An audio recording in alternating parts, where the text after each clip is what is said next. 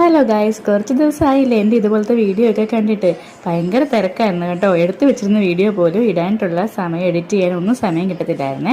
അപ്പം ഞാനും കിച്ചിക്കുട്ടനും കാശിക്കുട്ടനും എൻ്റെ വീട്ടിലോട്ട് 2 ദിവസം നിൽക്കാൻ വേണ്ടി വന്നേക്കുവാണ്. വീട്ടിൽ വന്നു കഴിഞ്ഞാൽ പിന്നെ വേറൊരു പരിപാടിയില്ല കേട്ടോ, കുക്കിംഗ് മാത്രമേ ഉള്ളൂ. അപ്പം കിച്ചിക്കുട്ടൻ വൈകുന്നേരം സ്കൂളിൽ നിന്ന് വരുമ്പോഴത്തേക്കും അവന് ഈവനിങ് സ്നാക്കായിട്ട് ഈ ഒരു ഏത്തക്ക ഇങ്ങനെ നയിക്കാത്ത വറുത്ത് കൊടുക്കാമെന്ന് വെച്ചു. അവനിപ്പോൾ ഏത്തക്ക പുഴുങ്ങി ഒന്നും കൊടുത്തു കഴിഞ്ഞാൽ കഴിക്കത്തില്ലേ. മോരിച്ച് അപ്പുറവും ഇപ്പുറവും മോരിച്ചെല്ലാം എടുക്കുന്നുണ്ട് കേട്ടോ. അപ്പം ഏത്തക്ക കഴിക്കത്തില്ലാത്ത കുട്ടികൾക്ക് ഉണ്ടാക്കി കൊടുക്കാൻ പറ്റിയ നല്ലൊരു ഈവനിങ് സ്നാക്കാണ് ഇത്.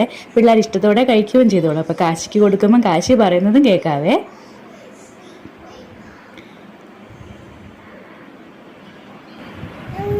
കണ്ട, അവൻ ഒരുപാട് ഇഷ്ടപ്പെട്ട് ഇനി സൂപ്പറെന്നും പറയുന്നുണ്ട് കേട്ടോ. സൂപ്പർന്ന് കാണിച്ചേ.